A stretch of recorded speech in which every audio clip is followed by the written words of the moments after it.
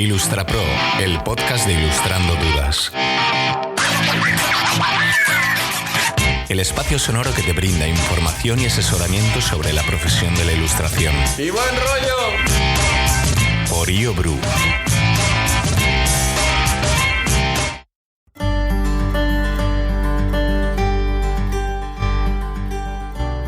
Muy buenas Ilustrapros, ¿cómo estamos? Bienvenidas, bienvenidos al programa de hoy. Bueno, programa número 2 de Ilustra Moni. Qué ganas tengo. Pero antes vamos a hacer las 3 respiraciones para sintonizarnos y estar muy atentos, porque ya sabemos, después del programa anterior, que estos temas cuestan un poquito. Nos hacen ahí cóctel cerebral, batido de coco, como yo lo llamo, y hay que prestar mucha atención para ir, digamos, acomodando y colocando pues todos los conceptos, ¿no? que vamos poniendo encima de la mesa, que son muchos y bastante complejos y bastante abstractos, y eso yo creo pues que la respiración nos va a ayudar, así que vamos allá. 1, 2 y...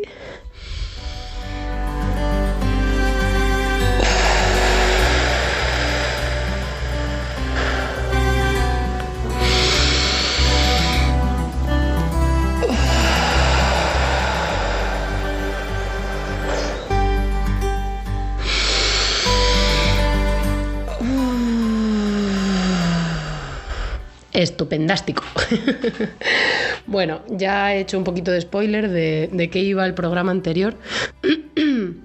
Resulta que empezamos la temporada anterior con una serie que he diseñado para que por fin nos pongamos las pilas hablando pues del tema más importante, más complicado, más buscado, más deseado, que es el del dinero, el de poner precio a nuestro trabajo de ilustración, saber valorarlo, crear presupuestos y todo lo que viene asociado a eso, ¿no? Porque al final está muy conectado también con el saber negociar condiciones de trabajo, marcar límites y acotar cesiones de derecho, ¿no? Porque, como ya comenté, pues los ilustradores somos autores, como los escritores y como los músicos, y no solamente se nos paga por dar un servicio que consiste en crear algo a propósito para un cliente, sino por lo que realmente se nos paga es por realizar un trabajo que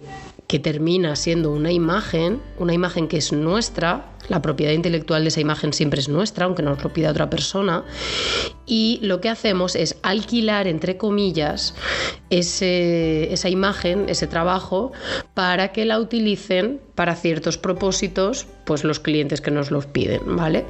Y muchas veces también la gente se pregunta, vale, muy bien, y entonces, ¿qué pasa si yo hago una serie de ilustraciones personales y luego las aplico a un producto, por ejemplo, o a prints o a lo que sea, y las llevo a vender a mercadillos? Bueno, pues que ahí realmente lo que estás haciendo es vender o producto manufacturado hecho por ti, ¿vale? U obras de arte, ¿vale? Que eso pues tiene como unas reglas, ¿vale?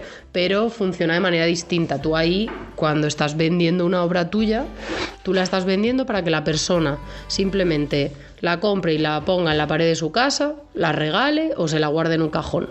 Pero no puede utilizar esa imagen para lucrarse ni para hacer nada con ella, porque no le estás cediendo ningún derecho de autor, ¿vale? Cuando le vendes algo que lleva tu imagen impresa, ¿vale? Esto es como si alguien que se compra un Van Gogh, un cuadro, ¿vale?, que invierte en el cuadro, por el hecho de tener el cuadro físico, pudiera escanear esa imagen y montar una cadena de merchandising de cosas de Van Gogh con esa imagen y lucrarse hasta el infinito. Pues eso no se puede, ¿vale? Entonces, bueno, yo sé que estoy lanzando conceptos así de manera un poco random ahora mismo, pero como os dije en el episodio anterior, es muy importante que simplemente vayáis escuchando y absorbiendo esta información sin querer darle forma, sin querer ponerla ya en su lugar, ¿vale? Porque ya veréis que poco a poco, ¿vale?, cuando vayáis escuchando estos varios programas que vamos a hacer,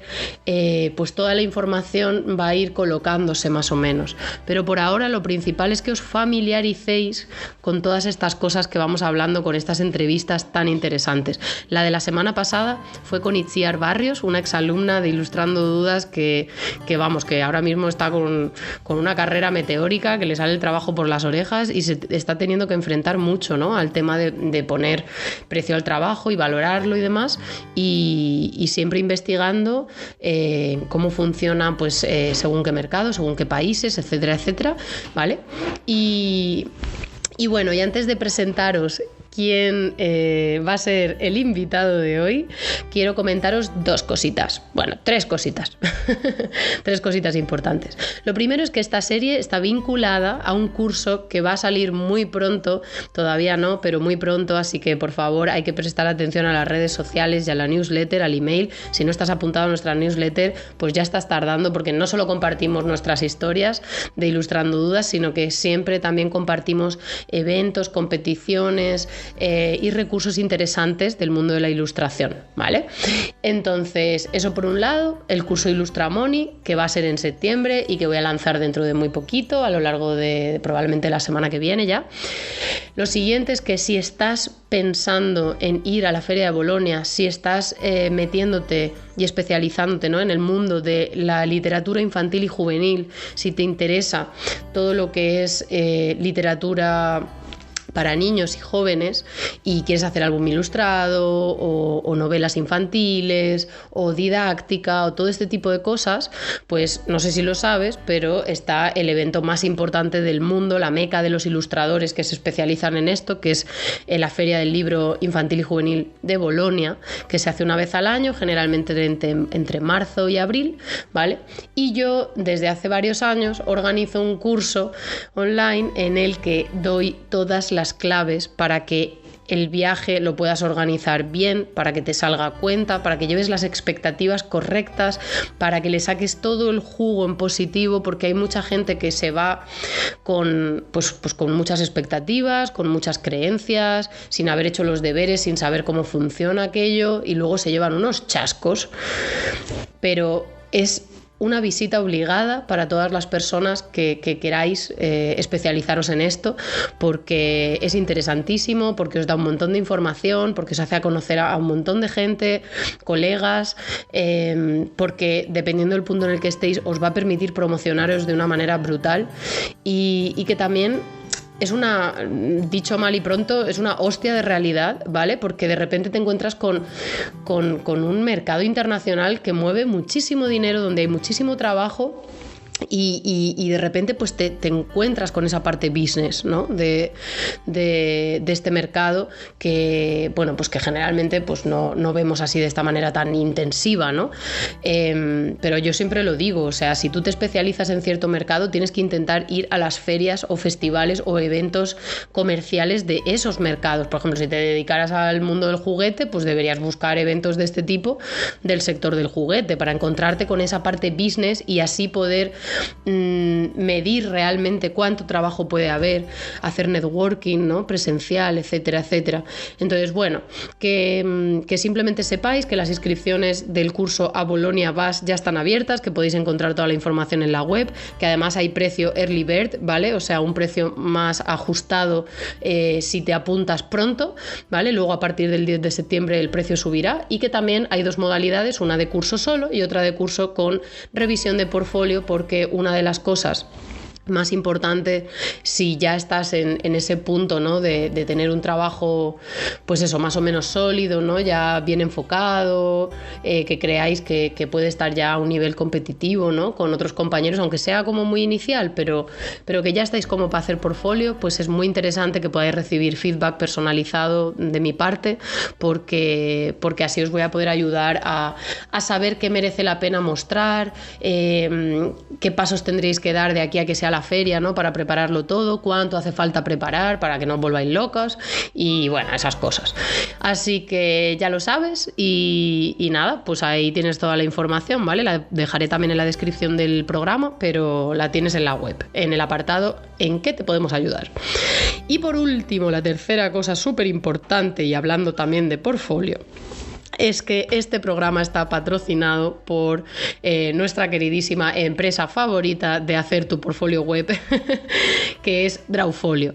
Drawfolio es una plataforma online que lo que hace es facilitar al máximo el que puedas crear tu web, tu portfolio web, tu primer portfolio web, porque para mí es la plataforma perfecta para crear tu primer portfolio web en cosa de minutos, sin tener que programar absolutamente nada, a un precio que vamos, que es ridículo de lo barato que es, y más con el descuento que vais a encontrar en la descripción también del programa, por ser seguidores de Ilustrando Dudas. Y vamos, o sea, yo os digo que es una maravilla porque da poquitas opciones a propósito para que os centréis en que quede resultón, en que podáis subir vuestro trabajo muy rápido y que con 4 tonterías que modifiquéis de diseñito, pues que podáis tener una web hecha y derecha chulísima.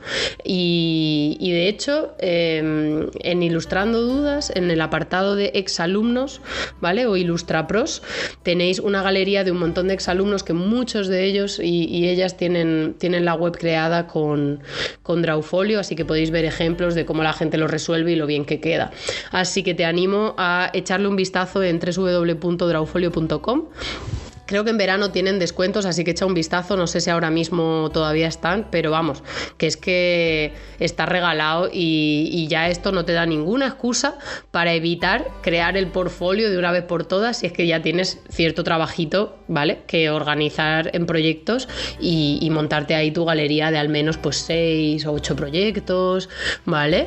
Porque al final, ¿cómo es un portfolio web de alguien que empieza? Pues básicamente 6 proyectitos bien enfocados al mercado que te interesa darte a conocer, ¿vale? Entonces una sección que se llama, bueno, que puede ser la home, que es el portfolio, luego un about o una bio, donde comentas quién eres, etcétera, luego un contacto, que lo puedes poner también en la bio mismo si quieres, o en la página de contacto que te ofrece Drawfolio, un logo más o menos currado, ¿no? Pues para que se vea que tú cuidas tu imagen, porque he de decir que los ilustradores solemos ser las personas, los profesionales de la imagen con la peor imagen, ya manda huevos, ¿eh?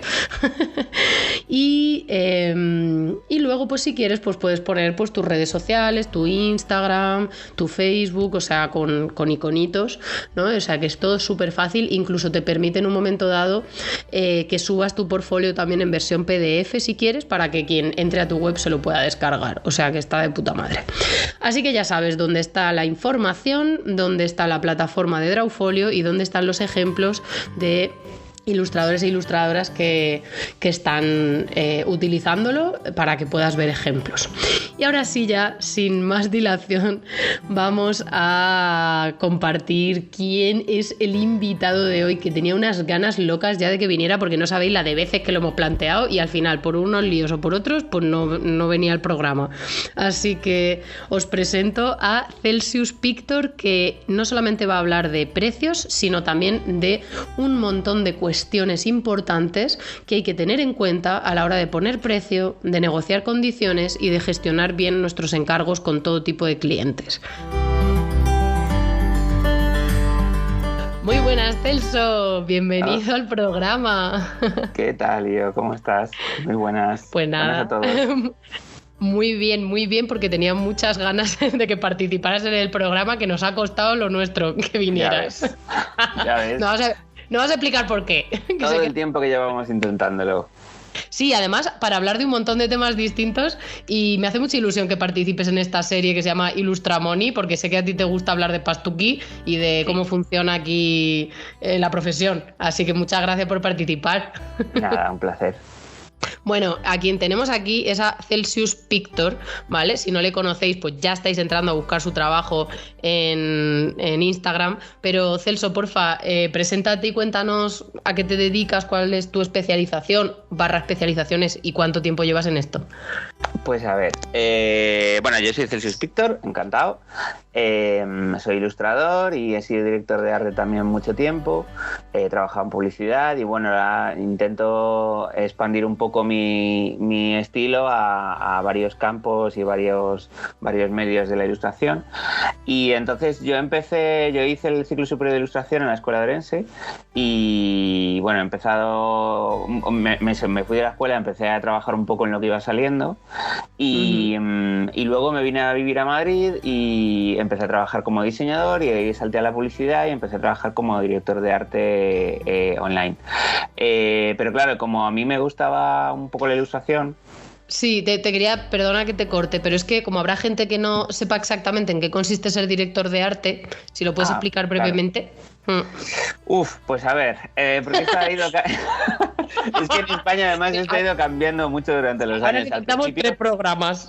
En los años 80 el director de arte era básicamente la persona que se dedicaba a pensar las campañas de publicidad y contratar a gente que le ayudase. O sea, el director de arte planeaba la campaña y luego buscaba pues, a un ilustrador, un fotógrafo, un tipógrafo, lo que fuera que necesitara. Diseñador, sí. Efectivamente. Y no solía haber directores de arte trainee o gente que empezaba, porque ahí eras un diseñador gráfico o otra persona que hacía algo así. Incluso mucho antes los directores de arte lo hacían todo directamente. Ahora hemos pasado un poco a eso. El director de arte suele ser una persona también que se ocupa un poco de todo. Y suele haber como equipos de lo que se llaman duplas en las agencias grandes, que son un director de arte y un copy, que es el que hace los textos y y piensa la campaña. De venta y todo eso, sí. Efectivamente. Y a veces, pues sobre todo cuando yo estaba trabajando en esto, que era cuando estaba empezando el boom del online, hay un director de arte online que se encarga de hacer piezas pues desde banners a campañas de medios. Una campaña de banners es una campaña de banners para lo que sea. Banners y cualquier cosa que tenga que ver con internet, a diferencia de un director de arte clásico que hace pues campañas para tele, dirige pues eso, la grabación de anuncios, periódico, radio, etcétera, etcétera. Vale, entonces entiendo que que el perfil es bastante mixto porque uno tiene que tener criterio artístico, pero también como muy comercial para saber resolver los problemas de las empresas. También tiene que saber más o menos de diseño gráfico y probablemente de ilustración, si es la disciplina que utiliza, ¿no? Para resolver, si no es fotografía o animación o algo así, pero todo en uno. Cuando yo empezaba estaba en una agencia súper chiquitita y a mí mis compis me decían que yo era copy de noche también, porque como se me ocurrían muy buenas ideas, pues era como que yo escribía también por la noche. Pero eso te iba a decir que, claro, como al final tú en una agencia, pues por ejemplo, te dan una cuenta, quiere decir que, por ejemplo, si esta agencia lleva Coca-Cola, pues a ti te dan Coca-Cola y tú eres el director de arte de Coca-Cola, pues a mí me dieron MSN y me dieron también la UCM, la Universidad Complutense de Madrid y un par de cuentas más. Entonces, claro, yo al final tenía que estar a lo que era la campaña y a veces, generalmente era imagen, pero no siempre era ilustración. De hecho, muy pocas veces era ilustración. Entonces yo lo que hacía es que, por mi cuenta, yo luego trabajaba como freelance de ilustración en los trabajos que me iban saliendo en mi casa. Vale, o sea que alternabas el trabajo de director de arte con ir haciendo cosas de ilustración por tu cuenta, fuera de la agencia o dentro si se daba. Claro, sí. Vale, o sea, yo intentaba colar algo de ilustración, pero muy pocas veces colaba y cuando colaba, pues guay. Pero claro, cuando colaba también era en un estilo random, lo que se necesitaba en ese momento, pero o sea porque yo una cosa que he tenido siempre es que siempre he sido muy versátil. Y era mercenario, sí, claro, muy mercenario. Hacer cualquier cosa. Ahora tengo mi propio estilo y trabajo un poco mi propio lenguaje, pero al inicio no. No, incluso si ahora mismo me encargan un libro de texto, yo puedo hacer un libro de texto. Bueno, ya. Hombre, ya como poder puede, pero supongo que muy bien te tienen que pagar para que tengas ganas de salirte de tu universo visual actual, que además una puta pasada, como para ponerte a hacer una cosa de estas. Y entonces, a día de hoy, ¿cuáles son los mercados con los que más trabajas? Pues mira, a día de hoy yo sigo trabajando bastante en publicidad, que es lo que he estado trabajando hasta ahora, y porque además me gusta mucho el lenguaje que se utiliza ahí, y también trabajo bastante en literatura, libros, ¿no? en libros, sí. Pero haces algo de producto también, ¿no? Alguna cosa hago de producto también. Durante una temporada, hace unos años, también tenía una línea de porcelana ilustrada que yo aplicaba a mis ilustraciones. Más artesanía. colecciones de artesanía y tal, un poco por diversificar también para que el dinero entrase por varios lugares, no solo lo que se dice vulgarmente de tener, ¿cómo se dice? Los huevos en muchas cestas. Los huevos en varias cestas. Pero di la verdad, Celso, en realidad tú lo hacías porque te encanta chafardear 20.000 cosas diferentes, igual que lo de la baraja de cartas, que te puede el vicio. Sí, así vosotros no lo veis, pero se pone rojo. Así es. Sí, es que me aburro muy fácil. También eso es una cosa. Claro, pero eso mola. Haces experimentos. Por eso también lo que he intentado, yo empecé en Publi, pero luego he intentado ir extendiendo mi lenguaje a todo lo que he podido hasta donde yo creo que ya. Por ejemplo, nunca he hecho un cómic y no estoy seguro de que mi estilo sirva para hacer un cómic largo o una novela gráfica. Hombre, como servir, podría servir, pero a lo mejor te da un patatú por el camino. Efectivamente. Entonces, igual no me merece la pena. Pero a todo lo demás que pueda llegar, intento llegar. Claro. No, pero es que eso mola un montón. Quiero decir, cuando tu lenguaje es capaz de integrarse en cualquier medio, formato, contexto, o sea, eso es una maravilla. Quiero decir, eso es un salto cualitativo ya muy, muy pro, ¿no? Claro. Ya de ir subiendo la escalera de profesional. Bueno, estupendo. Entonces, entiendo que mientras tú empezabas en ilustración, te alimentabas, digamos, o vivías de otra cosa, te ganabas dinero de otra cosa mientras te sostenías, pues en el resto del tiempo hacías otras cosillas. Entonces, económicamente, ¿cómo fuiste gestionando los primeros encargos de ilustración? O sea, ¿tú sabías algo de la profesión, de cómo funcionaba, de qué precios se movían, etcétera, en los sectores en los que te empezó a salir curro? En realidad me pasa un poco lo que le pasa a todo el mundo. Yo cuando hice ilustración, yo tenía una asignatura de FOL, como tiene todo el mundo. Lo que pasa que... Espera. Vale, porque es que en España a lo mejor hay gente que lo sabe. También la mayoría de la gente no sabe lo que es, pero para la gente que es de fuera, la asignatura de FOL es... Formación y orientación laboral. Exacto, sí, lo que pasa es que está basado en un sistema de, pues te van a contratar en una empresa y entonces la nómina y entonces las bajas y entonces el paro. ¿Y qué pasa? Que esa no es la realidad de los ilustradores, no. ¿Vale? Porque para recapitular un poco, ya he comentado en el programa anterior que como la ley de propiedad intelectual es la que rige nuestro trabajo, y lo siento porque voy a hacer aquí la cuña informativa dale. De recordatorio, ¿vale? Bueno, pues que como la ley de propiedad intelectual es la que rige nuestra manera de trabajar y dice que los ilustradores tenemos que beneficiarnos proporcionalmente del uso y beneficio que hacen de nuestro trabajo, eso impide que por un sueldo fijo, digamos, nos puedan tener haciendo ilustraciones como churros. Así es. ¿Vale? O sea, va en contra, conceptualmente va en contra de lo que dice la ley. Entonces, por eso normalmente los ilustradores son freelance y trabajan de manera autónoma. Las únicas excepciones es cuando los ilustradores forman parte de un equipo creativo que acaba...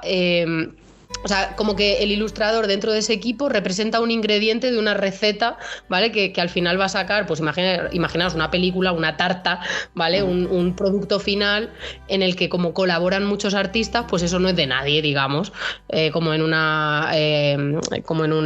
videojuegos, por ejemplo. Claro, exacto, en videojuegos, o en un estudio de animación o cosas así, ¿vale? Pero por eso no sucede esto.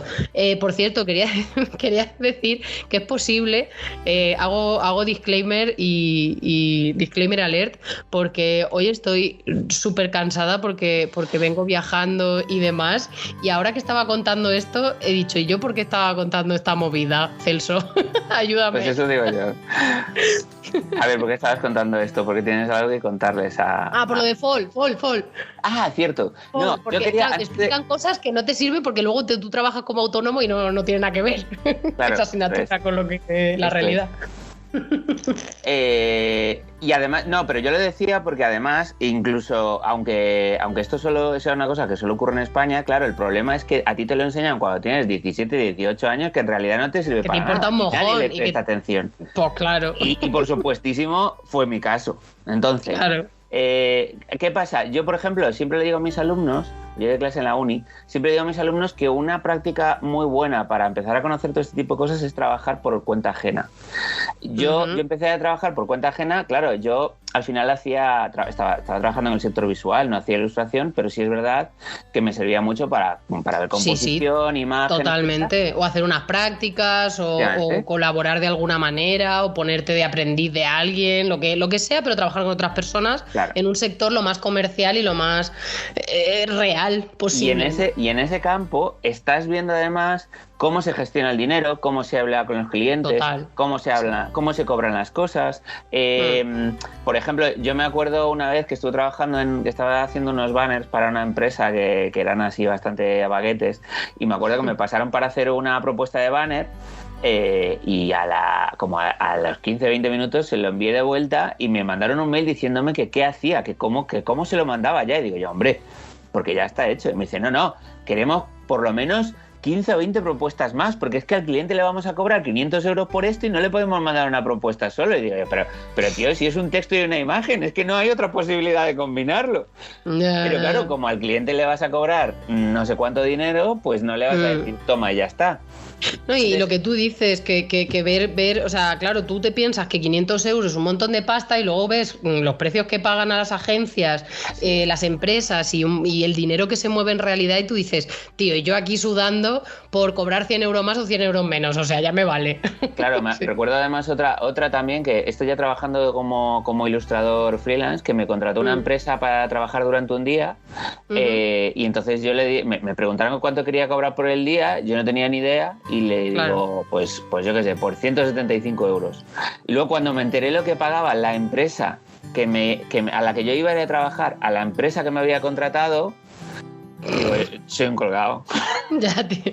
Espera, es que sobre este tema también quiero matizar, ¿vale? Porque hay una cuestión muy importante, y es que, como regla, en la ilustración no trabajamos por precio hora ni por precio día, ¿vale? Pero también por una cuestión muy concreta, porque tú no puedes, o sea, tú desarrollas un lenguaje visual y estás en un punto de tu carrera donde a lo mejor puede ser más lento, más rápido, las cosas te pueden llevar más o menos tiempo, pero de eso no puede depender que cobres más o menos a tu cliente. Es decir, si eres lento porque estás empezando, no puedes penalizar a tu cliente cobrándole más porque tarda más horas. Y ya no es que seas lento, es que si tu estilo es un estilo muy detallado, como es el mío, por ejemplo, tú puedes ser súper rápido, pero es que no lo puedes hacer más rápido de lo que lo estás haciendo, y al fin y al cabo yo tengo que pagar el alquiler de mi casa, la renta de mi casa, igual que la tienes que pagar tú.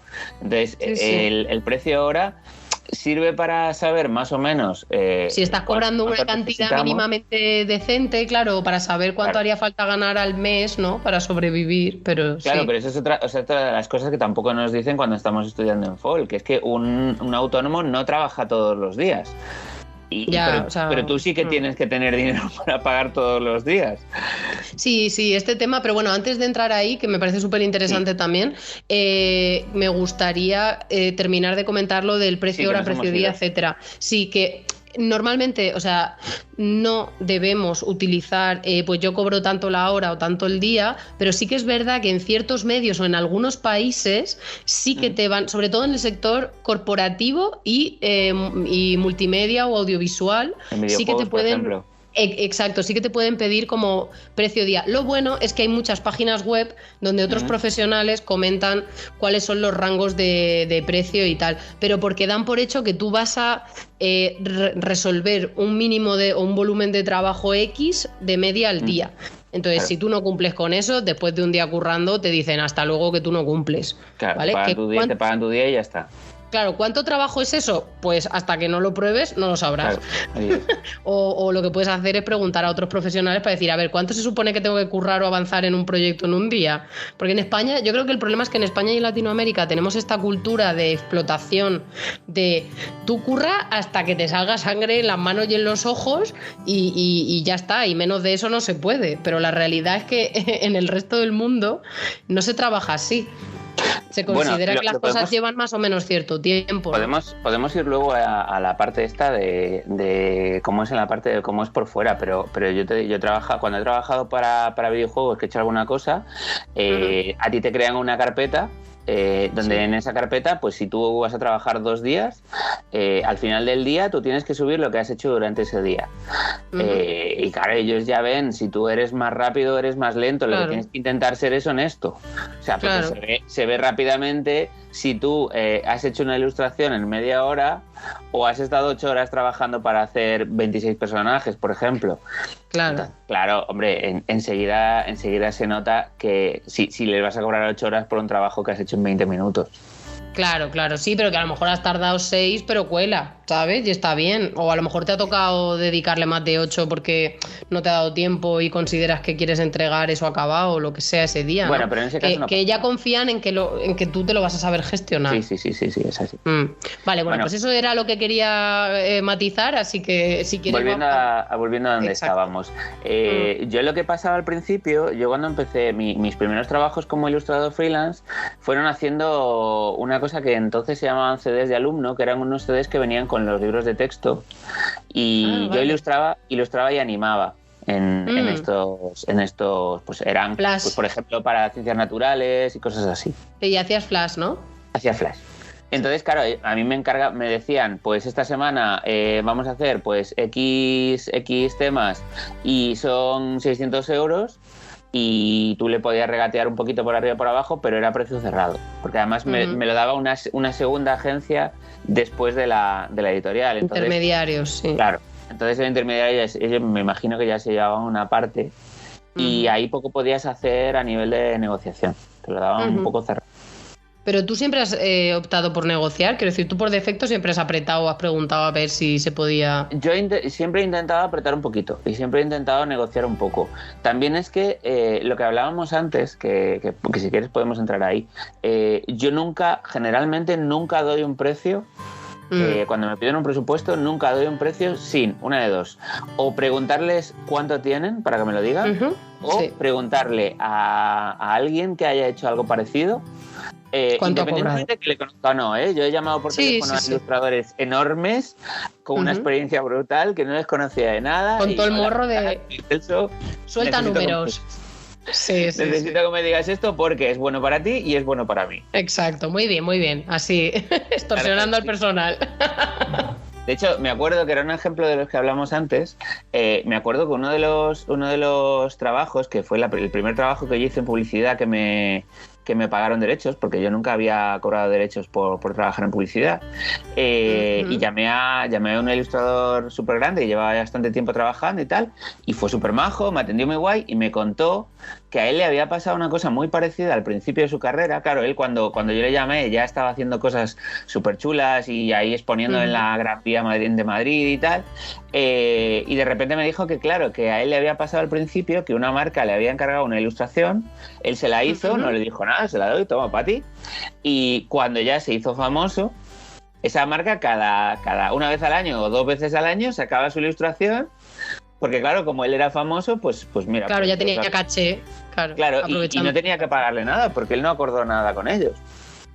Entonces, bueno, cuidado, porque la ley de propiedad intelectual dice que si tú no has negociado nada, hay un límite de uso natural. Ya. Vale, entonces a lo mejor sí que amparándose en eso, pero bueno, que fueron majos, ¿no? Porque eran ellos los que...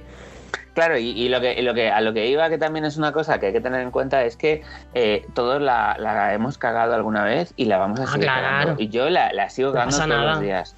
Y aprendemos cagándola. Lo que pasa que mola saber las cosas o ir descubriendo las cosas cuanto antes para cagarla un poco menos, ¿no? Sí. Y nada, entonces eso es un poco. Yo he intentado siempre preguntar a los demás, a alguien que había hecho, por ejemplo, si yo sé que ha habido un ilustrador que hizo el mismo trabajo que voy a hacer yo el año pasado, pues directamente le pregunto a él que cuánto le pagaron a él. Porque claro, que no solo es bueno para mí, es que el año que viene la persona que venga no va a cobrar menos de lo que cobró esa persona el año pasado. No debería, ¿no? Exacto, y sobre todo porque, joder, está todo el mundo presionando y preocupándose de que no bajen los precios, pero precisamente porque no hay esa comunicación constante entre profesionales, porque tú me lo mencionabas, ¿no? Que las empresas entre ellas hablan y también se cuentan un poco cuánto pagan y todo eso, y nosotros parece que no estamos haciendo lo mismo y debería ser obligatorio, porque regalar tu trabajo cuando estás empezando, que puede pasar por ignorancia y por desconocimiento y no hay que machacarse, pero no lo debemos hacer nunca sabiendo las implicaciones que tiene, porque perjudica al gremio entero. Porque si una empresa sabe que te puede pagar 5 en vez de 25, pues va a buscar a gente a la que pagarle 5, porque sabe que existe esa gente. Y además todo esto independientemente del país, porque también puede pasar que tú seas un empresario español y llames a Latinoamérica porque te puede salir más barato, pero tú, siendo un ilustrador latinoamericano, llamas a España o preguntas a un ilustrador español y dices, ¿cuánto has cobrado por esto? Y ya está. Claro, total, ¿sabes? Total. Pero sí. hablando de esto, yo hace unos años fui secretario de la Asociación de Madrid y yo me acuerdo que una de las cosas que pasaban en España es que por ley se dejaron de publicar tarifas porque se fue a la competencia y competencia prohibió sacar tarifarios. Pero se prohibieron sacar tarifarios en público. Pero en privado tú puedes ir preguntando. No, claro, o sea, la gente puede hablar, claro que sí. Lo que pasa es que los tarifarios tienen el problema de que como no pueden evaluar el proyecto concreto con las condiciones concretas, porque antes cuando has dicho lo de que no habías cobrado derechos, se me ha olvidado matizar que a lo que te refieres es que también lo comenté en el programa anterior, que aparte de evaluar el trabajo en sí, es decir, el volumen del trabajo, la complejidad del trabajo, etcétera, hay que tener en cuenta los usos que le van a dar. Y eso se estipula redactando una cesión de derechos de autor, ¿vale? Que, bueno, tú lo comentabas, o sea, me comentabas que lo querías mencionar, pues te lo voy a quitar yo, porque es que como hemos estado hablando de qué tema vamos a hablar, pues el tema de que es muy importante, ya que está a nuestra disposición en internet, leer y consultar el libro que se llama El nuevo libro blanco de la ilustración gráfica en España, que aunque ya es un poco antiguo, pero las bases de cómo funcionan todas estas cosas están ahí y están todas. Entonces, ¿quieres saber cómo se redacta una cesión de derechos? Mira el nuevo libro blanco. ¿Quieres entender qué son los derechos de autor? Léete el nuevo libro blanco. ¿Quieres entender cómo son los diferentes contratos y un poco los documentos y qué cosas hay que estipular? Mírate ese libro. Y además está todo ahí, es un PDF. Hay modelos incluso en el propio libro para que tú puedas ver cómo se puede hacer. Y eso es súper importante porque además tú me decías que no querías entrar aquí, pero el tema de derechos, me vas a hacer aquí el tema de los derechos es importante porque quiere decir que si tú cedes, si tú haces una ilustración para una campaña de lo que sea, que tú no la ibas a hacer de por ti, pero la estás haciendo porque te la han encargado. Por ellos, claro. Y tú la cedes por, imagínate, 6 meses, al cabo de esos 6 meses la ilustración vuelve a ser tuya y tú puedes hacer con ella lo que quieras, aunque la hayas hecho para otro cliente. Sí, claro. Porque lo que hay que entender aquí es que, básicamente, aunque llegue un cliente y te pida que hagas una imagen, esa imagen siempre te pertenece a ti. Tú lo que haces es, ellos te la han pedido, vale, tú la haces por ellos, siguiendo las instrucciones, ¿no?, que te están dando y solucionando el problema que te plantean, porque son ellos los que te van a pagar, pero la imagen te pertenece y tú lo que haces es cobrarles por un alquiler de uso, ¿vale? O sea, el concepto de las facturas, ¿vale? A nivel ortodoxo, o sea, porque siempre parece que el tema de cesión de derechos y tal es como muy abstracto, y es cierto que lo es. También yo en el curso de Ilustramoni y en el curso Soy Ilustrador y Ahora Qué aterrizo muchísimo todas estas cuestiones para que quede clarinete dónde deben de aparecer estas cosas, cómo aplicarlas, etcétera, etcétera, pero básicamente la factura es uno de esos documentos en los que la cesión de derechos es lo que ha de aparecer, porque es por lo que cobramos en realidad. Vale, o sea, nosotros tenemos que, a la hora de poner precio, tenemos que evaluar lo de en qué consiste el trabajo y los usos. Pero luego la factura, por lo que realmente nos van a pagar, es por el uso en sí. Sí. Porque la imagen es nuestra. Sí. ¿Verdad? Sí, y entonces lo que tú dices, por ejemplo, es que hay una diferencia muy grande entre ceder una imagen por 6 meses y luego poder hacer con ella lo que quieras, o pedirle a la empresa que la va a seguir usando, que te renueve y que te pague más, o que tú cedas todos los derechos forever and ever, o que no concretes nada y que esa empresa haga lo que quiera con tu imagen, lucrándose con eso hasta el infinito. Claro. Yo tuve un caso con esto hace unos años porque hubo un momento en el que yo ya empecé a trabajar como director de arte de ilustración y entonces me contrataron para un parque lúdico que había en Madrid para hacer todas las campañas de ilustración del campo, del sitio parque. Y hice como 20 o 30 piezas y tal hasta mitad del año, hasta llegar a las vacaciones de Semana Santa, y en las vacaciones de Semana Santa me dijeron que ya no necesitaban hasta otoño que siguiera con ellos. Entonces yo pues vale, pues no seguí con ellos. ¿Cuál fue la historia? Que al cabo de una semana empecé a ver que en los suplementos de los periódicos aparecían mis ilustraciones remontadas por la propia agencia.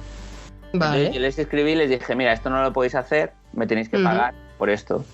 Claro. Y tal. Entonces, hubo un lío, al final resulta que tuvimos un lío por esto y el propio campo le pidió a la agencia que me contrataran para hacer las ilustraciones igual que antes. Y la agencia me pidió, creo que eran como alrededor de 20 o 30 personajes.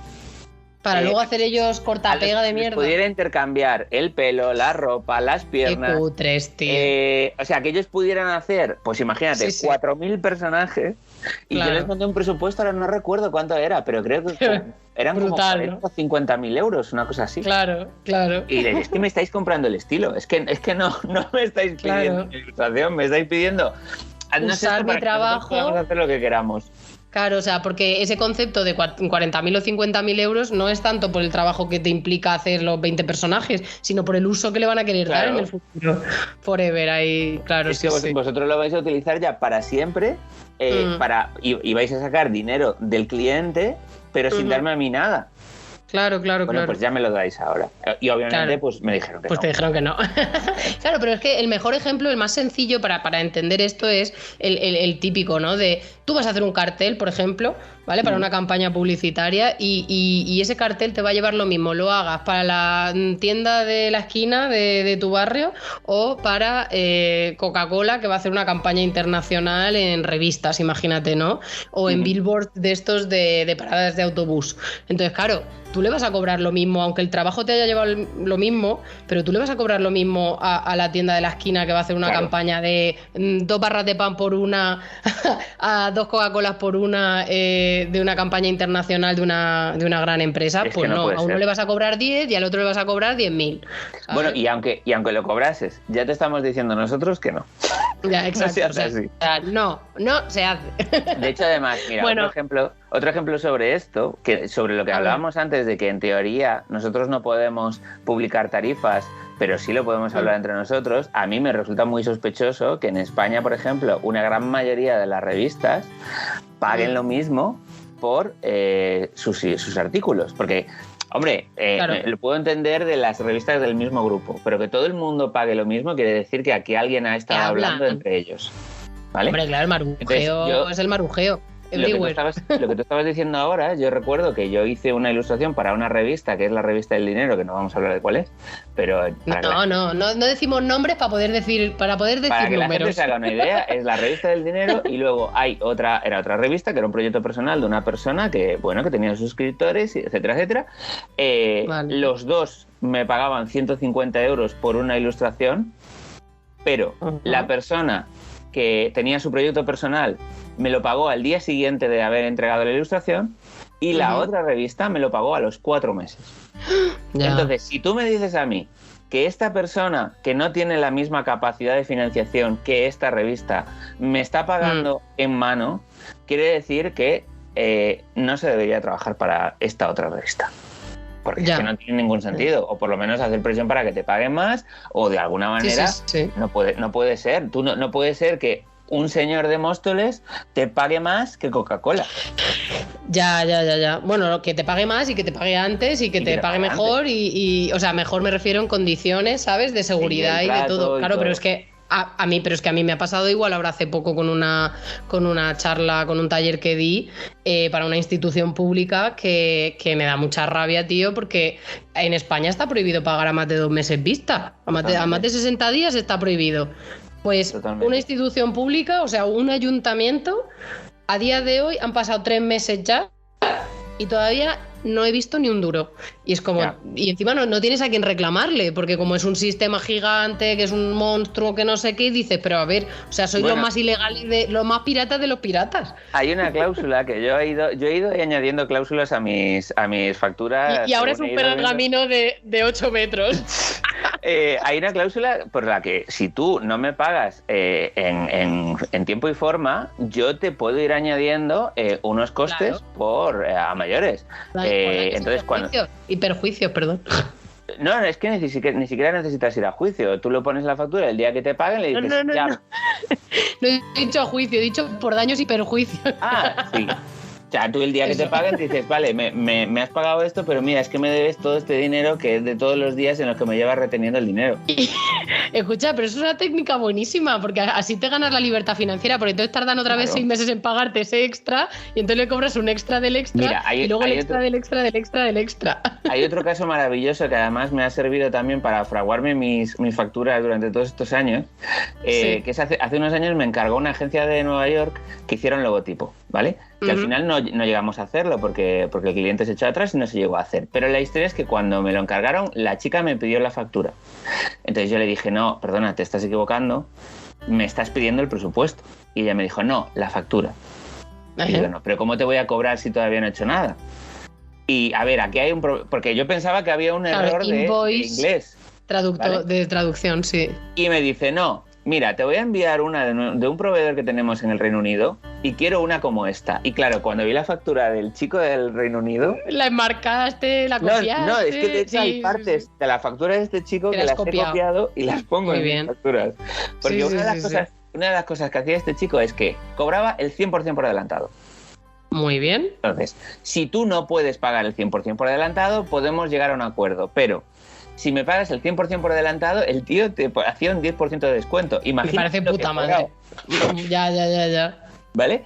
Y luego, a mayores de esto, tenía una cláusula que decía, sin acritud, si tú a mí me pagas el 100%, pero yo no vuelvo a saber de ti hasta dentro de 2 semanas, que esto es muy común en España, si yo no vuelvo a saber... Yo huyo con el dinero a una isla, ¿no? No, yo con perdón, te jodes. O sea, es que es lo que hay. Yo dentro de 2 semanas estaré haciendo otra cosa y no puedo estar pendiente de que tú me envíes tus cosas. Sí, pero es que yo pienso que la gente de primeras tiene muchísimo miedo a plantear todos estos límites, pero porque esto es un reflejo de la vida en general. O sea, nosotros en la vida, en nuestras relaciones privadas, personales y tal, con nuestras familias, con nuestras parejas, con nuestras amistades, en el trabajo, se nos da muy mal poner límites y decir cómo queremos que sucedan las cosas o cuáles son nuestras condiciones para interactuar o para trabajar o para lo que sea. Pero y entonces la gente se piensa que si haces eso, pues los clientes van a desaparecer, que nadie va a querer trabajar contigo, que vas a ser un flipado nazi de mierda, que ¿sabes? Todas estas cosas. Y la realidad es que no, que lo que los clientes de mierda. Desaparece la gente. Claro, es tóxica. Un filtro. Claro, es un filtro natural maravilloso, pero totalmente. ¿Qué pasa? Que como la gente le mete demasiada presión económica a la ilustración al principio, cuando no debería metérsela para poder poner estos límites y que no les sepa mal que desaparezcan clientes o que tarden más en llegar los encargos, ¿vale? Que da mucha ansiedad, yo lo entiendo, pero es que es la única manera de hacerlo bien. Y cuando empiezas a descubrir que los clientes aceptan esas condiciones y que puedes trabajar así, dices, oh my God, esto es vida. ¿No? Hay otra cosa que a mí me pasó. Yo vengo de la publi y de repente un día empecé a mandar mi portfolio editoriales y tal, y a editoriales grandes. Y de repente había una cosa que a mí me llamaba muchísimo la atención trabajando con editoriales grandes, y es la falta total y absoluta de respeto y el paternalismo que existía en el sector editorial hacia los ilustradores. Porque yo es una cosa que en la publicidad nunca lo había vivido. Sí, no es así. Y de repente yo decía, pero señor, yo soy una persona adulta y soy una empresa, tráteme como yo le trato a usted. Claro, pero es que aquí la gran diferencia está en que como los encargos de publicidad son de por sí más complejos generalmente, no se selecciona o no sobreviven los ilustradores que no son medianamente maduros, serios, competentes, profesionales. En cambio, en el sector editorial siento que como que les vale con que la persona tenga a lo mejor un lenguaje visual que les guste, y entonces pues aunque no sepan resolver absolutamente nada más, no tengan ni idea de contratos, no tengan ni idea de cómo entregar, de cómo ser profesional comunicándose, etcétera, etcétera, o cuestiones técnicas básicas, pues como que les llevan de la manita y no sé. Eso sí, ya te digo yo, porque lo he hablado en Bolonia con un montón de editores y demás, que están hasta los cojones de que esto sea así. Pero claro, ellos mismos han creado ese sistema. Es que es una pescadilla que se muerde la cola, porque tú lo estás provocando y los ilustradores que, lógicamente, claro, lo que hablábamos, tú no tienes por qué saberlo todo al principio cuando empiezas. Pero hombre, lo suyo es que tú, a ver, señor, a mí me ha pasado con editoriales que me decían, no, es que claro, es que nos entregáis los originales sin prepararlos bien para el color. No, señora, usted dígame a mí qué es lo que yo le tengo que entregar y yo ya se lo entregaré bien, ya me buscaré la vida Si se lo tengo Claro. que pedir a un amigo, pues se lo pido, pero... Sí. Lo que pasa es que yo creo que nos falta capacidad analítica y costumbre de cuestionar. Es decir, ¿por qué si falta información o conocimiento sobre ciertas cosas no nos paramos y decimos, a ver, se me está escapando algo aquí, debería preguntar ciertas cosas por Claro. just in case? Porque la gente muchas veces cuando está empezando lo que hace es a mí me han dado esta información, el resto de huecos de información que no me han dado, pues yo los doy por hecho y los relleno en mi mente como yo me creo, y luego es cuando se lía parda. Cuando Claro. lo que hay que hacer es, mira, es la primera vez que me enfrento a un encargo así que por favor, todas las cuestiones técnicas que creas que debo saber, decídmelas. Vale, no Sí, vaya a ser que la sobre cague. todo lo que hablamos, fuera de España, por ejemplo, el precio y el dinero es una cosa que va por delante. O sea, a ti en el mismo mail en el que te dicen esto es lo que hay que hacer y necesito que lo hagas así, te dicen esto va a ser tanto dinero. O directamente te preguntan ¿cuánto quieres cobrar por esto? Claro. Y de hecho yo tuve un proyecto con un canadiense que me dijo cuánto cobraba, le dije $3.500 y nunca volví a saber de él. Y al cabo de 2 o 3 meses yo no tenía nada que hacer y le escribí y le dije, oye, mira, que es que no supe nada de ti, ¿qué pasó? Y me dice, es que como me pediste 3.500 euros y yo no los tengo, pues no. Y digo yo, ya, Pri, ¿y cuántos tienes? Y me dice, hombre, yo hasta 3.000 podría llegar. Y digo yo, hombre, pero joder. Pero eso se habla. Y me dice, claro, es que, o sea, el rollo es que para una mentalidad no cristiana como la española, Sí. el tema del dinero, o sea, No, el tema no de cristiana, no, te refieres católica. Católica, porque los luteranos son distintos, por ejemplo. Sí, o sea, es que En esto lo cuestión de he mencionado en algún programa, que parece que no, pero a nivel cultural y educativo y todo, los ortodoxos, ¿vale? Los protestantes, perdón, los protestantes, que me chulío, los protestantes y los católicos son muy distintos. O sea, en Europa, que hay muchos países protestantes, o en Estados Unidos y tal, así que sigue. Sí. O sea, si tú te valoras en 3.500 euros, yo no soy nadie para decirte, no, te voy a pagar 1.000. No, si yo me valoro en este dinero es lo que yo me valoro y yo no soy nadie para decirte que no te puedo pagar y ya está. ¿Sabes? Que Ya, además pero también está bien que hagas follow-up, quiero decir, porque No, muchas claro, veces claro. es verdad que hay clientes que desaparecen y tú dices, vale, pues no lo puede pagar y se ha asustado o lo que sea, pero nunca está de más decir, hola, nunca supe nada de ti, ¿qué pasó? Esto es. También para educar a los clientes y que se acostumbren a responder, por favor, o sea, por ética profesional.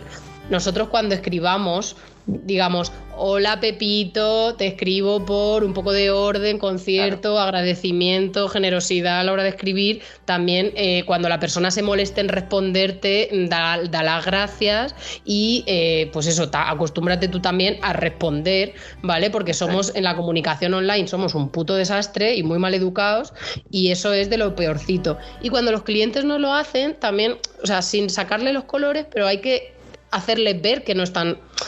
O sea, una cosa es que le mandes tu portfolio y no sepas nada de ellos. Tienen derecho a no decirte nada. Pero, por ejemplo, cuando te han pedido un presupuesto y luego no dan señales de vida, tío, ¿quieres mandarme un email de 2 minutos diciendo, vale, no podemos abordarlo, muchas gracias? O sea, no nos lo podemos permitir. Chao. Y luego hay otra cosa que también frustra mucho al principio y es lógico, porque también es lógico que frustre, que es lo de que tú mandes un presupuesto o tú le digas algo a alguien o mandes un mail o lo que sea y no encuentres respuesta del otro lado. O la respuesta que te encuentres sea de que te manden a paseo.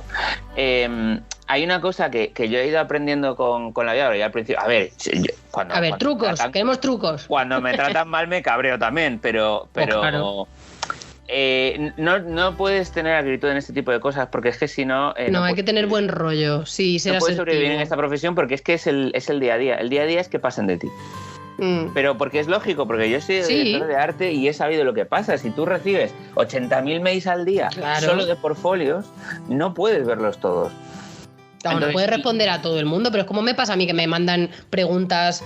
Tengo ahora mismo, yo qué sé, a lo mejor 30 emails pendientes de responder con dudas y cosas. Yo voy respondiendo cuando buenamente puedo, pero hay gente que se me ha enfadado porque no le respondía. Es como, mira, perdona, encima de que te estoy respondiendo aquí movidas gratis, ¿sabes? Que te debería estar cobrando por esto, no me jodas. Sí, o sea, tú tienes... una de las cosas principales que yo creo que hay que tener en esto es, en primer lugar, ser honesto y, en segundo lugar, no fustigarse con los noes o con... Claro, y que la gestión del rechazo es que es parte de la vida, o sea, es como cuando le pides salir a alguien, pues te puede decir que no, claro. O le puedes pedir un Kleenex a alguien en el autobús y te puede decir que no. Por ejemplo, cuando pido, o sea, cuando me pido un presupuesto o lo que sea y yo le pregunto a colegas, yo en general nunca suelo dar un presupuesto pidiéndole, o sea, imagínate que me encargan algo para algo que yo no haya hecho, yo qué sé, una campaña de packaging de un cliente X, ¿vale? Sí, y yo nunca he hecho packaging. Bueno, yo lo que hago es irme a buscar a varios ilustradores que trabajan en publicidad y que hagan packaging y preguntarles, oye, ¿tú cuánto crees que podría cobrar por esto? Nunca le pregunto a solo una persona, porque eso también me sirve un poco para ver cachés y precios y luego yo hacer una media, porque tampoco digo el precio que me dice uno, luego yo lo evalúo. Pero si yo le pregunto a una persona y no me contesta, puede ser, porque en ese momento no se conecte, porque no le dé la gana, que también tiene todo el derecho del mundo. Claro. Por lo que sea. Entonces, yo no me puedo enfadar porque esa persona no me haya contestado por algo que yo le he preguntado porque a mí me da la gana. Entonces, sí. Por un lado, está aprender a tolerar el rechazo y la frustración. El rechazo. Y por otro lado, pues eso. Sí, yo quería comentar que, por ejemplo, como a mí a veces alumnos, como en modo asesoramiento, pero por email, me preguntan también para que les ayude a concretar precios y tal, yo también siempre les digo una cosa, y es que ayuda mucho si tú haces los deberes primero y aunque no tengas ni idea, intentas con la información que has obtenido de internet, con lo que has investigado, etcétera, intentar al menos cerrar un rango de, pues creo que entre esto y esto a lo mejor podría ser. Y entonces, si tú a mí, que me estás preguntando para que te ayude, me dices, mira, el encargo consiste en esto, estoy haciendo estas investigaciones y he pensado que más o menos a lo mejor el precio podría ser entre esto y esto, pero como no tengo ninguna referencia real, en plan concreta, me da miedo estar equivocándome mucho. Pero claro, tú ahí se nota que ya has hecho el trabajo. No es lo mismo preguntar para que a otra persona te dé la solución y tú no tener que hacer el trabajo que tú, ¿sabes? Ya hayas hecho parte del trabajo y que la otra persona, basándose en esa cifra o en ese rango, te diga, oye, mira, no, te estás quedando muy bajo, o en esto te estás pasando, o es que en este mercado, en esta cuestión se cobra esto y es lo que hay. Pero ¿sabes? sobre todo además es importante preguntar. Sobre todo además es importante preguntar, no solo por el mismo hecho de preguntar, sino porque dependiendo de cuál sea el origen, nuestro origen, el origen de la persona, sus condiciones socioeconómicas, etcétera, tenemos una percepción del dinero u otra. La percepción del dinero cambia muchísimo. Sí, pero yo me acuerdo de un caso que siempre lo pongo de ejemplo, de un trabajo que nos encargaron de una agencia de publicidad a varios ilustradores, creo que éramos como 10 o así. Entonces llamaron a 10 ilustradores para escoger a 8. Vale.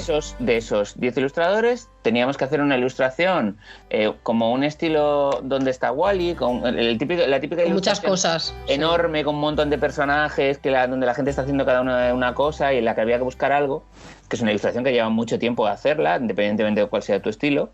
Sí. Entonces nos pusimos de acuerdo entre nosotros para pedirle, ponte por caso, 2.000 euros, 2.000, 2.100. Entonces nos pusimos todos de acuerdo en plan, vale, pues yo voy a pedir 2.100, tú vas a pedir 2.050, tú vas a pedir 2.085, para que no nos escogieran por el dinero, ¿vale? Claro, qué guay. Que ya habíamos decidido cuánto nos podía llevar a hacer esto, imagínate un mes, vale, pues un mes de trabajo vamos a cobrar esto. ¿Qué pasó? Que hubo una ilustradora que pidió, no recuerdo, creo que fueron 250 euros o 300. ¿Qué dices, tío? Claro, ¿cuál fue la historia? Claro, lo primero que te sale es cabrearte más, y además en esta época de las redes sociales lo pondrías en Twitter, la pondrías a pareja por mujer y tal. Claro, ¿cuál es la historia? Es que a esa persona, a mí lo que me contaron, yo no hablé con ella directamente, pero lo que me contaron fue que esa persona no le cabía en la cabeza que por una ilustración pudiera cobrar ese dinero. Y tenía pánico de quedarse sin el encargo. Claro, porque sencillamente ella dijo, bueno, es que yo por una ilustración, esta ilustración, o igual pienso que se la sacaba en un momento, o en cualquier caso... Pero es falta de conocimiento sobre lo que se paga por la ilustración. O sea, es que no se tiene conciencia ni nada. Entonces, como una persona a lo mejor de 20 años, con 400 euros, casi que vive un mes, ¿sabes? O sea, ese es el problema. Sí. Y sobre todo porque además es otra cosa que habíamos hablado en el guión antes de empezar, que a mí lo que me preocupa sobre todo es la rotura que suele haber entre generaciones. Porque yo me acuerdo cuando estaba estudiando que había muchos profesionales que venían a la escuela a contarnos cuánto cobraban por trabajar y tal, no sé qué, y yo luego con esa gente no he vuelto a hablar. Y desde su generación a la mía, los precios bajaron muchísimo. Desde la mía a las siguientes, estoy seguro que han bajado muchísimo más. Entonces, es súper importante que no se rompa la comunicación entre las generaciones para que no se bajen todavía más los precios. Claro, sí, no, totalmente. Y otra cuestión que también hemos hablado, que hay que poner encima de la mesa y que a la gente que está empezando le cuesta mucho entender, es que tú...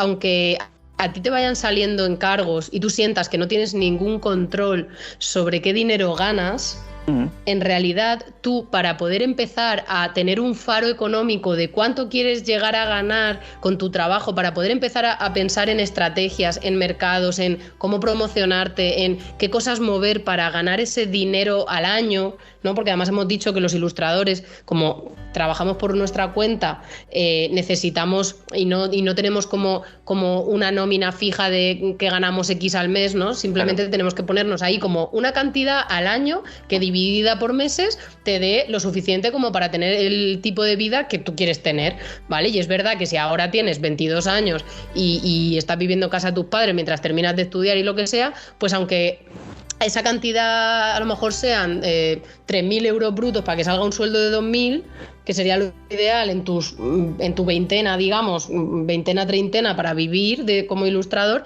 pues a lo mejor los hitos que puedes ir haciendo es decir, venga, pues el primer objetivo es llegar a 800, lo siguiente es llegar a 1.000, lo siguiente 1.200, luego 1.600 y así, ¿no? Pero ¿de dónde sale esa cifra? Pues lo primero que tienes que hacer es sentarte y decir, ¿cuánto me cuesta vivir?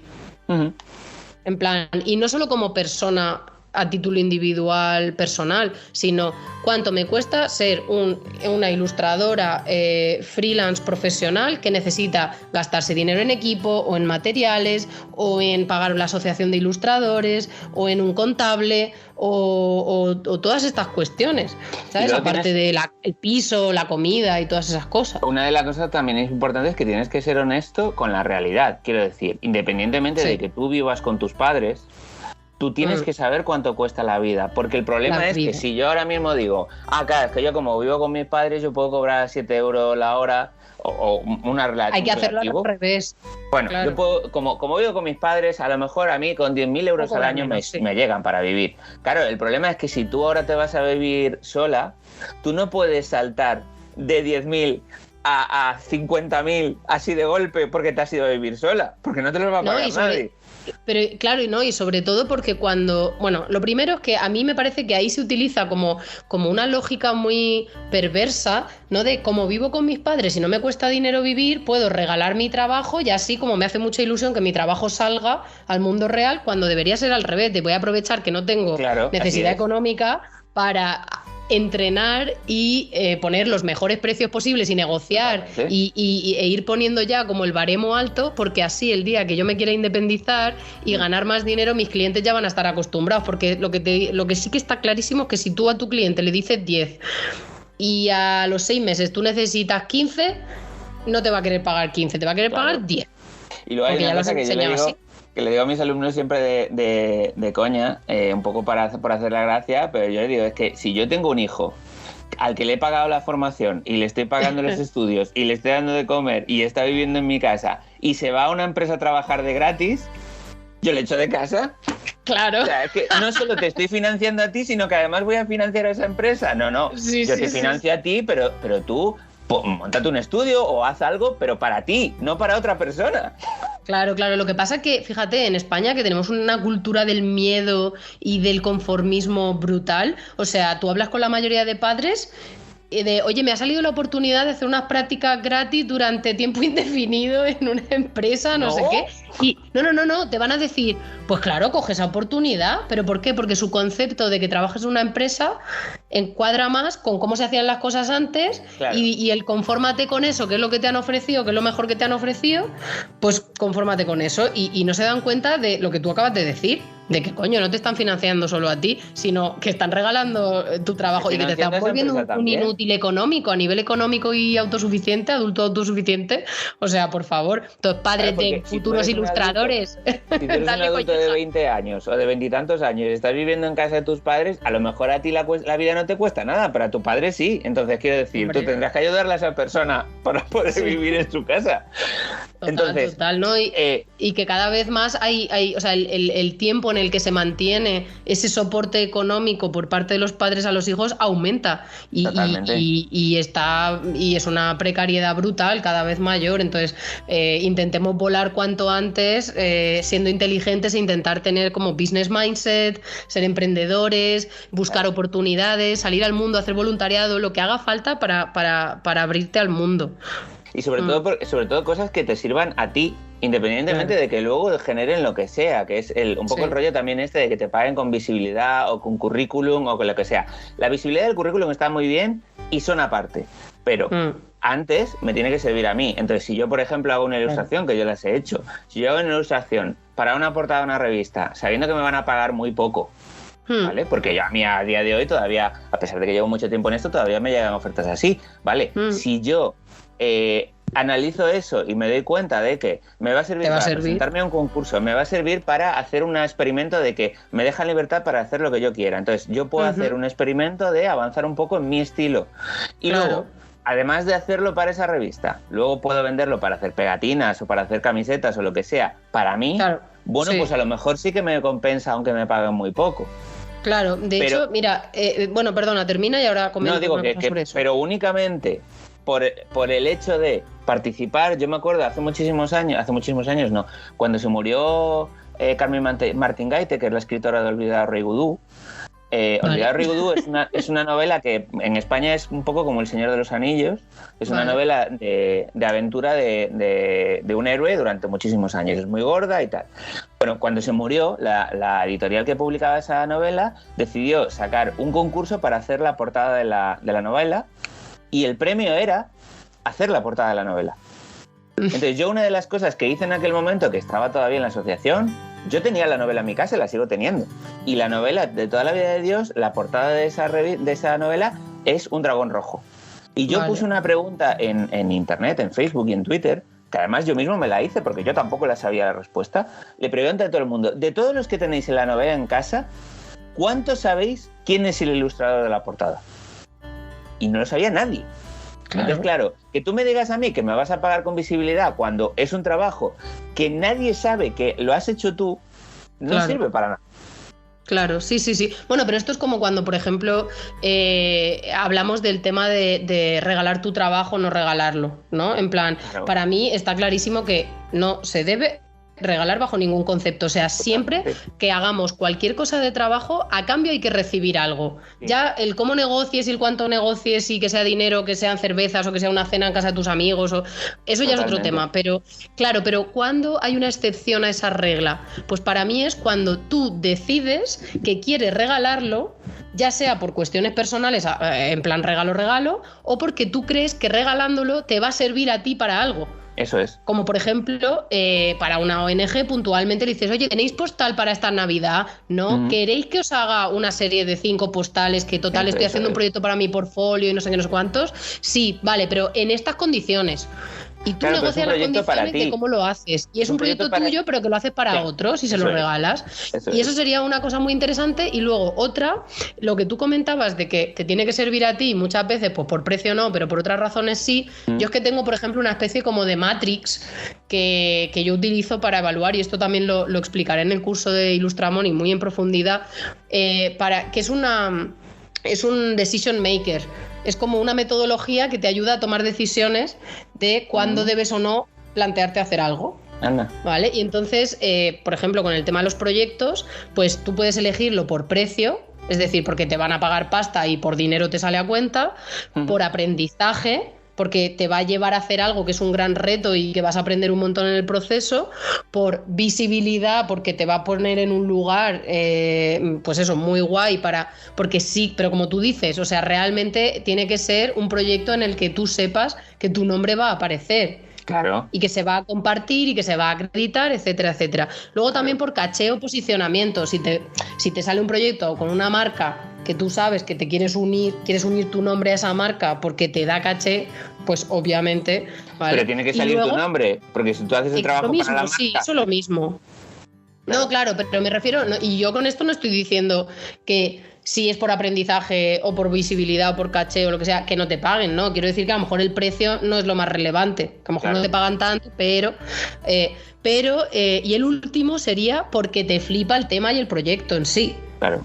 ¿Sabes? Porque la empresa de tus sueños, el proyecto de tus sueños, porque te dejan hacer un poco lo que tú quieras, tal. Entonces, claro, si tú haces más o menos una evaluación de por precio dónde está el rango, por aprendizaje, tal, y en ese momento tú lo que más necesitas es dinero y lo que más te sale es que te van a dar visibilidad, pues la respuesta es no cojo ese proyecto. Claro. Pero si tienes dinerico ahorrado y resulta que te sale un proyecto que te flipa el tema y puedes hacer esa inversión, pero aquí hay un matiz muy importante, que es que siempre que hagas algo y no sea por precio, tienes que hacerle saber a la empresa que le estás haciendo un favor. Eso es. Y que es una excepción. Eso es. Eso es porque además hay una cosa que sirve para el sector privado, pero que también sirve para el sector de los autónomos, y es que si te hacen un encargo y no te pagan por él, no es trabajo. El trabajo es algo que es remunerado. Si no es remunerado, no es trabajo. Puede ser explotación, puede ser esclavitud, puede ser lo que tú quieras, pero no es trabajo. Pero trabajo no es, ya. Claro. Sí, total. Porque si sale de mí y yo te lo ofrezco a ti, y si yo hago una set de ilustraciones y te digo, vamos a poner esto en tu web, es una cosa que yo quiero hacer porque lo quiero hacer yo por lo que sea, el motivo es mío.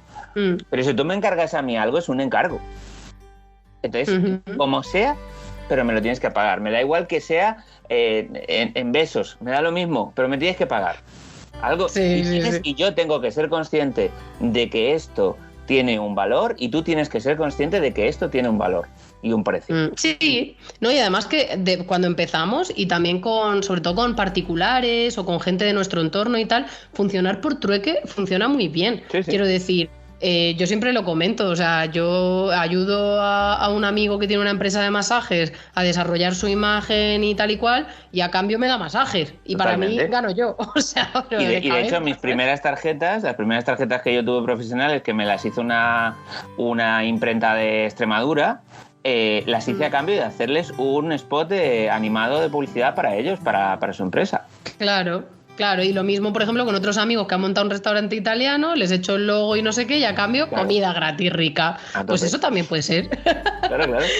No, y más con el apocalipsis zombie que se viene, mejor hagamos trueque de alimentos y cosas así. Yo estoy contigo un poco también. Quiero que me empiecen a pagar en gallinas, tío.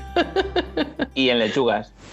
Sí. Oye, escucha, hemos hablado un poco de números así y de encargos más concretos y tal, aunque sí que has dado algunas referencias, pero nos queda poquito tiempo, entonces no sé si tienes por ahí como algunas cifras como para dar alguna referencia a la gente antes de terminar y despedirnos. Pues mira, a ver, por ejemplo, yo de lo que más controlo ahora mismo es un poco del sector editorial, porque es donde he estado haciendo los últimos trabajos, que he hecho un libro para aquí, para España, y otro que acabo de hacer ahora para Londres. Guapísimo, ¿eh? Muchas gracias. Vale, ¿cuál es la movida? No tiene nada que ver. O sea, el nivel es bestial. A pesar de que si tú lo piensas, en realidad el sector de lengua hispana y el sector de lengua inglesa tampoco son tan diferentes a nivel de lectores. Luego a nivel de edición, sí, los precios son bestiales. Me imagino que es porque las tiradas en España son muchísimo más pequeñas.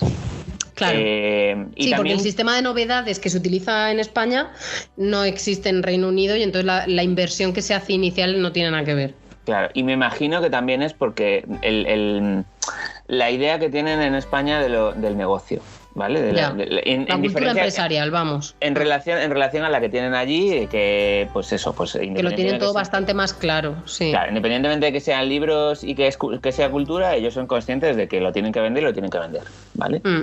Entonces, pues por ejemplo, aquí un adelanto de un libro suele estar en torno a los 1.500, 2.000, también por la tirada, dependiendo de cómo sea. Y, por ejemplo, el libro que he hecho yo ahora para ellos, si no recuerdo mal, estaba en torno a las 4.000 libras, 4.500 libras, una cosa así. Entonces es un poco lo que más, tirando de cifras, un poco lo que yo más controlo. También claro, al ser el primer libro que está con el Reino Unido, tampoco sé si es mucho o poco.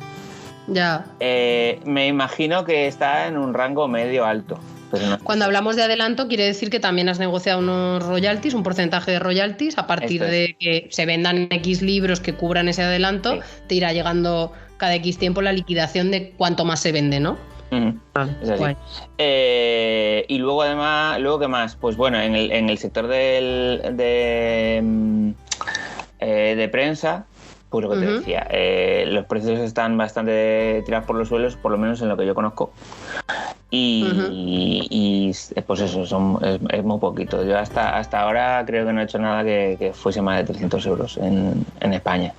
Claro, fuera sí, no. Sí, pero mira, justo el programa anterior es con Itziar Barrios, que casi todo lo que hace, todo lo que hace es prensa, y justo explicaba ese rango de precios, entre, pues desde, o sea, a ver, ella decía que por menos de 180 ya no cogía nada, pero que eran 180, 200 y algo, que no subía mucho más.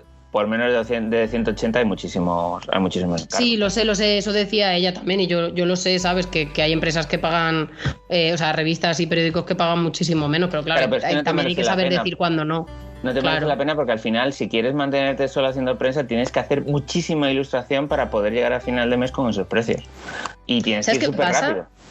Claro, lo que pasa es que yo creo que la gente no entiende muy bien, y esto lo explicaré también en el curso porque es difícil de entender, que como cada mercado funciona con sus propias reglas, una persona que hace álbum ilustrado y hace 17 dobles páginas más portada contra portada por 1.500 euros de adelanto, si tú divides eso entre el número de páginas, te sale una mierda pinchar un palo por doble página.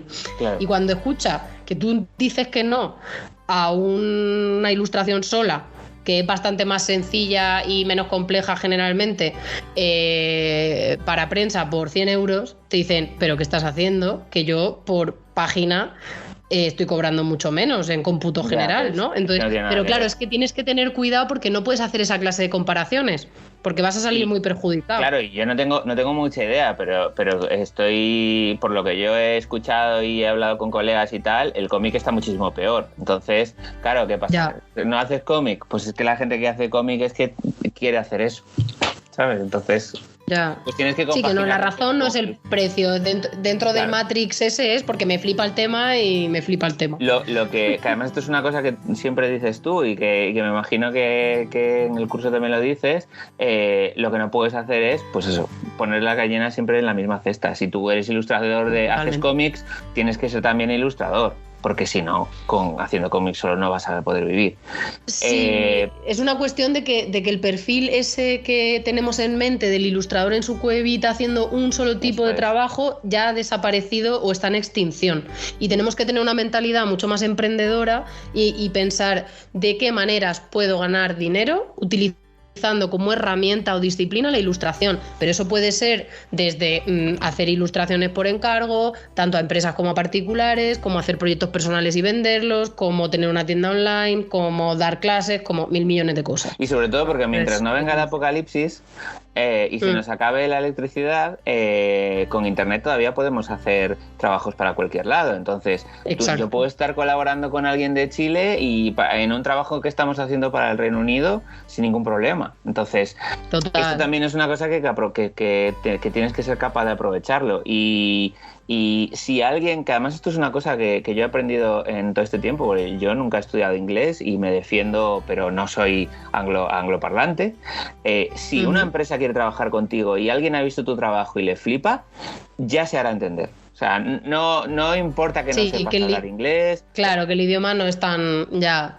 No, y cada vez con la tecnología va a ser menos problema, porque cada vez va a hacer menos falta que sepamos idiomas, porque te vas a poner un pinganillo aquí o vas a tener un programa que te lo va a traducir todo ya, ¿no? Pero hay que hacerse entender y punto, y echarle morro a la vida, porque morro a la vida y respeto por nosotros mismos y un poco de conciencia de investigar cómo están las cosas para no ser pringaos, porque es que se trata de que no seamos siempre los mismos los pringaos, ¿no? Y luego intentar también, que ya lo dije antes, pero intentar también mirar precios y tarifas del país donde vas a trabajar, claro, sí, a no ser que el país en el que vayas a trabajar tenga unas tarifas de mierda por los suelos. Claro, o sea, si te quiere contratar a alguien en la India, pues ya sabes que probablemente los precios van a ser los que son y no... Yo intento tirar siempre en euros. También es verdad que cuando trabajo con el Reino Unido cobro en libras, porque tonto no soy. Bueno, y ahora hay que cobrar en dólares, que están más... están más mejor. Entonces, pues eso, intentar un poco... A mí, por ejemplo, hasta ahora me ha funcionado muy bien hablar con la Asociación Inglesa de Ilustradores. Me imagino que si me sale algún trabajo en el Reino Unido, con Estados Unidos, pues intentaré hablar con ilustradores de allí. Vale. Sí, es que yo pensaba que allí había algo tipo asociación también, pero no, allí es una society, que es en plan super pijorris, que cuesta un montón entrar y formas parte de un club súper elitista y tal, porque es el rollo ese como muy siglo XIX, siglo XX, de formo parte de un club súper especial.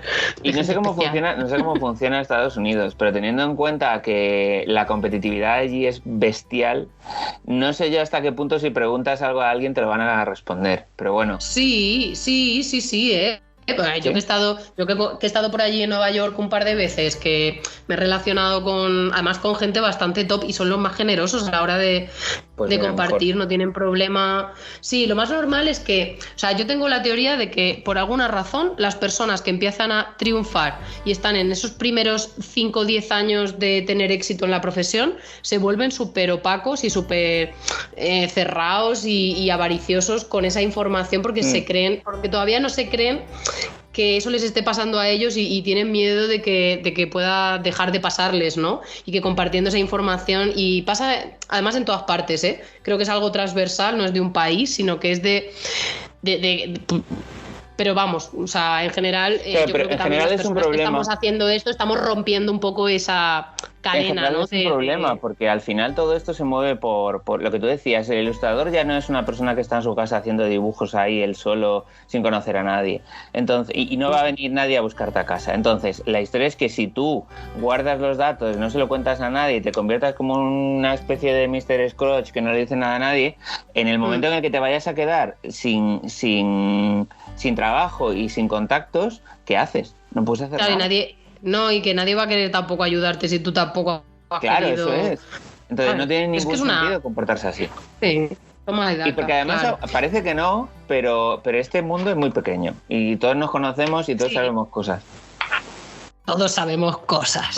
Bueno, pues cosas. Escucha, pues con esto vamos a terminar el programa. Venga, lo dejamos ahí para el siguiente. Será un programa del corazón sobre Todos sabemos cosas. Todos sabemos cosas y tú también quieres saberlas, aunque creas que no, ¿eh? Exacto. Que también llevas una maruja dentro, aunque no lo sepas.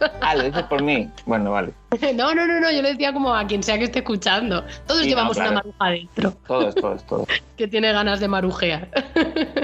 Bueno, pues a ver, yo personalmente soy más fan de marujear de estos temas de la profesión, del dinero, de las condiciones, que de quién hace qué a quién y todos esos temas. Pero bueno, tú también puedes hacer un podcast de marujeo ilustrado en un momento dado si tal.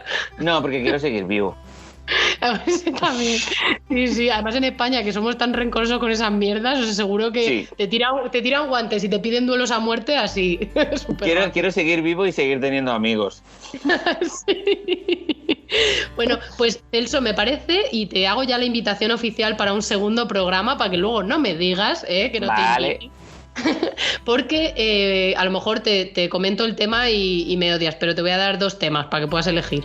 Un tema con el que me encantaría contar contigo, a lo mejor podríamos hacerlo también con alguna otra persona y hacer eso, 3 personas para hablar, sería el de que, como tú utilizas collage, el tema de derechos de imagen, cuando utilizas imágenes, no tú Sí. con concreto, sino de la gente que recurre a imágenes de otros en inspiración o cortapega o lo que sea, que qué pasa con eso, que es un tema súper difuso siempre, súper complicado, que yo mira que me lo llevo estudiando un montón de tiempo y aún así como que hay que evaluar siempre el caso concreto en Sí, cuestión, es porque si no, no hay manera de dar pautas sobre eso. Y luego otro tema que me encantaría hacer contigo es el de historia de la ilustración. No a lo mejor hablando de algo concreto de la historia de la ilustración, sino de por qué nadie sabe historia de la ilustración. Sí, eso también estaría bien. Pero bueno, a nivel mundial sí que hay gente que está haciendo cosas. Lo que pasa que es complicadísimo, sobre todo si es a nivel mundial. Pero sí podemos hablar algún día de esto. Además, sobre todo porque, claro, publicar un libro de historia de la ilustración es carísimo porque tienes que pagar de derechos a toda la gente que va a poner dibujos ahí. Ya. Pero claro, en un podcast o en YouTube o una cosa así se puede. Podemos soltar nombres hasta el infinito. Y el tema de derechos también es bastante interesante. Así que Sí. nada, Sí. que vote la gente. Entonces, es un sí. Sí, claro. Si Sí. quieres. Yo sí quiero, y de hecho queda aquí públicamente dicho que vamos a hacer otro. Ah, vale. Pensaba que ibas a decir algo y ya no íbamos a ser amigos. No. Que ibas a decir otra cosa. Vamos a ser Ay. amigues y todo lo que tú quieras. Sí. Bueno, pues Celso, muchísimas gracias por haber participado, por haber sido tan generoso con toda la información ti. que has compartido. Nada, y eso, y que toda la gente que quiera, que necesite cosas y lo que sea. Ahora me va a escribir todo el mundo a saco, verás. Ya, Pero- es que, pero- cuidadín con gente, por favor, ¿Con tened mesura? criterio.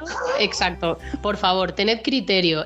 Los ilustradores que vienen a este programa y que son así de generosos también quieren poder dormir, comer y no usar las redes sociales todo el rato porque les bombardeáis. Esto Así que criterio.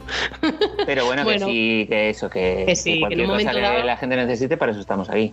Claro, pero primero, vale, pero ¿qué significa criterio? Significa que antes de escribirle para preguntarle cualquier mierda, primero mirad si él ha tenido la experiencia de hacer ese tipo de Claro. trabajo. O sea, no le preguntéis ahí cualquier cosa. No me vayáis a preguntar si he hecho cuánto se cobra por hacer papel de pared, porque no tengo yo ni idea de cuánto se cobra por eso. Exacto, iba a tener que hacer los mismos deberes que vosotros buscando por internet. Efectivamente. Bueno, pues lo dejamos aquí, Celso. Muchísimas gracias. Chao. Hasta el próximo programa. Hasta luego, chao chicos, chicas.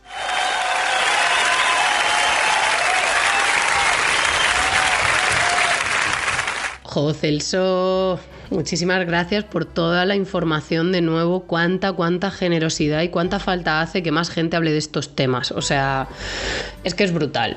Es brutal. Y me encanta todos los matices y todos los comentarios, todas las cositas que has ido comentando, que sí, que son detalles, pero que hacen una diferencia muy grande luego a la hora de gestionar los encargos, a la hora de gestionarnos nosotros también, ¿no? Esa metodología de trabajo interno. Esto lo hago mucho con los alumnos del seguimiento personalizado, que ahora justo pues ya queda poquito en la convocatoria que está funcionando.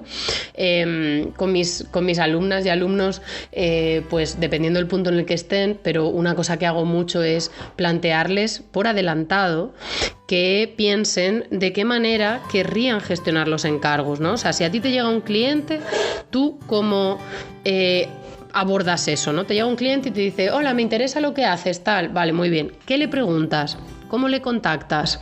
¿Qué información le pides? ¿Lo haces por email o lo haces por llamada? ¿Le mandas un documento o lo haces escribiendo tú el email así como así? Luego, para crear como el briefing del proyecto, ¿tienes alguna plantilla con alguna serie de preguntas o no? Si dependiendo del tipo de proyecto que sea, te conviene tener un documento que sea una especie como de tarifario con condiciones o ya tener una plantilla de un presupuesto con las condiciones que luego puedas pues, modificar un poquito, ¿no? Según el cliente y el encargo, o vas a crear un formulario de Google que le vas a pasar al cliente para que lo rellene y te dé toda la información. qué clase de condiciones quieres que aparezcan, ¿no? Pues en tus documentos, o cuando escribes por email, o cuando hablas, ¿no? Sobre tu manera de trabajar. Todas esas cosas, plantearlas antes para tú sentirte preparado, ¿no? O para saber que vas a poder llevar la batuta de ese proyecto es súper importante. Todas las cosas que ha comentado Celso son geniales para este tema también. Y bueno, pues espero que pueda volver pronto para hablar de otros temas, porque en realidad parece mentira que lo que nos ha costado quedar, pero tenemos un montón de cosas que hablar, porque además no lo sabéis, pero Celso es un erudito del tema de la historia de la ilustración, le flipa. Yo cada vez que, bueno, porque Celso es uno de los mentores, de los dementores del seguimiento personalizado de nuestro programa de mentoring intensivo, y bueno, pues cuando hemos quedado, nos hemos visto, o he tenido el placer y el privilegio de ir a su casa a conocer su biblioteca, tiene un montón de libros, o sea, sabe un montón de cosas de todo esto y da gusto escucharle hablar sobre historia de la ilustración, así que espero que vuelva pronto a contarnos un montón de cosas. Y sin más, os dejo, espero que os haya gustado el programa. La verdad es que estas semanas de verano tenía muchas ganas de volver, pero está siendo como complicado de gestionar esto de poder quedar con la gente para grabar y demás, y yo también que tengo la salud regular ahora de nuevo, pero mejor tarde que nunca. Yo voy a mi ritmo y lo que se pueda. Yo sé que vosotros tenéis mucha paciencia y que cuando llega el programa es una alegría y ya está. Así que os mando un abrazo muy, muy, muy, muy fuerte ahora mismo desde Galicia, en España, desde el interior, entre Santiago y Lugo, conociendo aquí la zona del norte y nada, y haciendo ritmo despacito, que también hace falta para descansar y recuperar.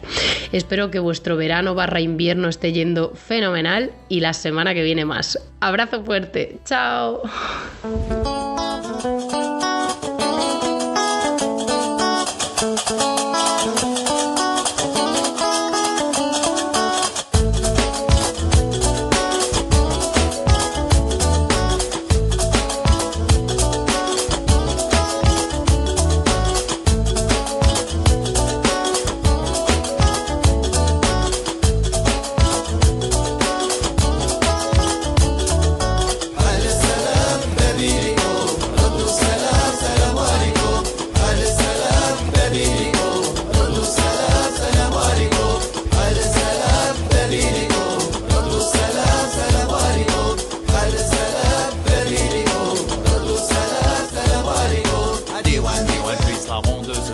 Nous sommes les guérisseurs des méfaits de...